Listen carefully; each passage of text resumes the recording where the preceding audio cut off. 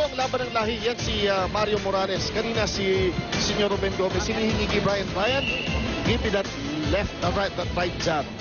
Yun lang ang hinihingi niya. Wala nang iba. Dahil dito, tumatama si Omar Nino Romero. Dahil nag-iintay na naman si Brian. At yun ang ayaw nilang maganap dito sa papasok na 9th round ng inyo pong laban ng lahi.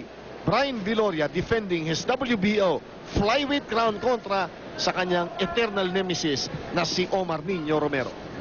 Kung sabi ng cornerman ni Brian Viloria, si Mario Morales is establish that left jab para makasuntok siya ng kanyang kanan. And for Right Romero, pala, sorry, left jab pala.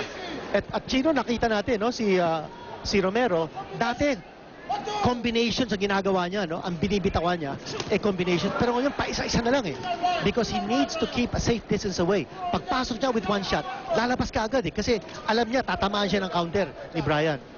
So very tactical fight din ang ginagawa dito ni Romero. But is it a winning formula? That's the question mark. Ngayon, kailangan diinan ni Brian Viloria ito para wala na siyang iiwan na duda sa mata ng mga judges. Although nakikita natin matapos kunin itong si Omar Nino Romero ang unang dalawang rounds, 1 and 2, yung rounds 3 to 8, sa unofficial scorecards natin ay ibinigay natin sa defending WBO flyweight champion. Too quick itong si Brian para kay Omar Nino Romero dito. Pero hindi pa natin nakikita yung left jab ni Brian. He needs to keep pumping that jab. Either that or sugurin na niya si Romero, take chances na. Eto, pigil din si Brian May respeto ganito. Yeah. Yun ang isang masasabi natin. There is much respect from Brian Viloria kontra dito kay Nino Romero. Ang sabi ni Brian sa atin, no, he doesn't respect so much yung power ni Romero as the way he delivers his punches. Doon siya medyo may concern Kasi very awkward, very unorthodox. Mahirap basahin kung anong gagawin ni Romero sa loob ng ring. Isang angle fighter. Iba yung yung sinasabi natin. Wala sa libro ang style ng pagbato ng mga suntok. Pero yan, drops Omar Nino Romero. And Viloria on the attack. And it looks like they end it. They stop it. Nakasumampa na rin yung corner. Nasaktan.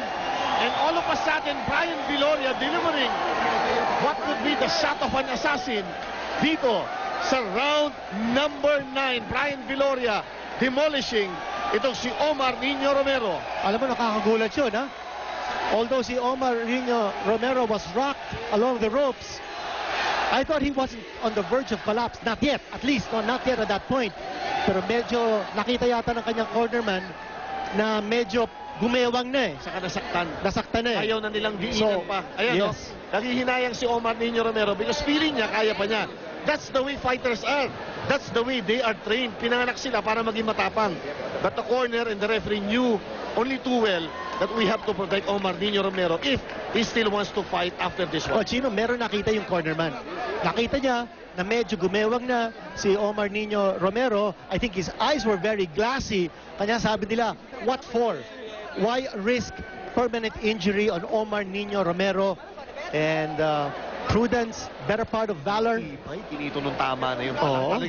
Talagang maaalog ang utak ng kahit sino. Ito, nag-backpedal kaagad si Romero. And he made his way to the ropes. Ito na. Saka alam mong papatayin na si ni Brian. Ito, suntok. Sunod-sunod na to. Ayan, And that is the time.